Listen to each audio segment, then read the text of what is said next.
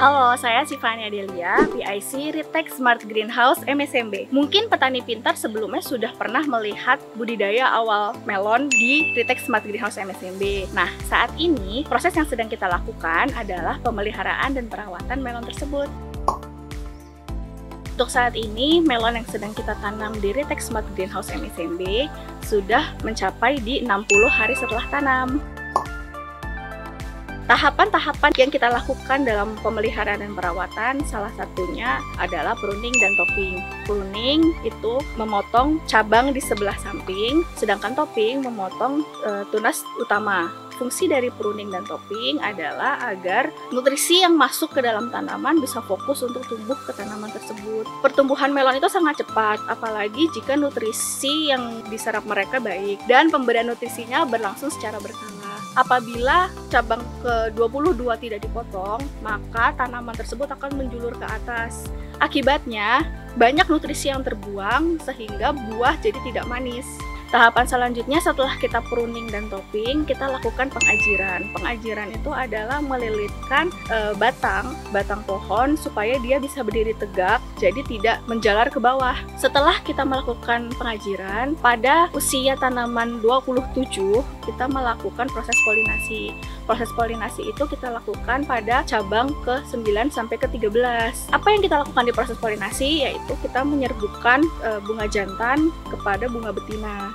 Pada tahap eliminasi bunga, setelah bakal buah sebesar telur, kita mulai mengeliminasi bunga-bunga dan sulur-sulur yang ada pada satu tanaman tersebut agar yang masuk ke dalam tanaman itu bisa naik atau bisa diserap semua ke bakal buah tersebut. Setelah kita mendapatkan bakal buah yang membesar atau sebesar telur tadi, itu nanti akan possible tumbuh bakal buah lagi di cabang-cabang yang di atasnya. Bisa jadi satu pohon itu ada 2 buah atau 3 buah. Nah, saat itu pula kita mengeliminasi buah yang sekiranya kita tidak pakai. Biasanya yang kita eliminasi itu adalah di buah yang kurang dari cabang ke-9 atau lebih dari cabang ke-13. Kita menggantung buahnya dengan menggunakan tali yang ada pada greenhouse. Nah, kita ambil T-nya, T pada tangkai, jadi kita gantung atau kita lilitkan dari daun, kemudian tangkai satunya dan tangkai utamanya dia. Agar ketika digantung dengan sesuai T tadi, daun yang sebagai cadangan makanan dia tidak copot, jadi buahnya tetap manis dan buahnya tetap tumbuh besar. Selain perlakuan-perlakuan tersebut, dalam pemeliharaan dan perawatan melon di greenhouse ini, kita juga melakukan beberapa perlakuan. Satu adalah dosing nutrisi, kedua adalah penggunaan penyemprotan pestisida, baik itu pestisida fungi maupun pestisida insek atau serangga. Kalau untuk proses dosing, kita biasanya menggunakan dosing secara manual dengan menggunakan controller. Jadi kita menyiapkan stok A dan stok B di dalam satu wadah, kemudian nanti controllernya akan autodose sendiri dan mengambil atau menyerap melalui selang stok A dan stok B tersebut yang kemudian bercampur di dalam satu tandon. Nah, nanti di tandon tersebut kita lakukan mixing dengan controller juga.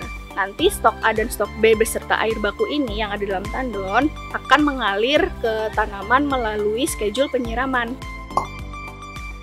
Pertama adalah kita harus selalu disiplin dalam memberikan nutrisi, penyemprotan pestisida, dan pemberian booster.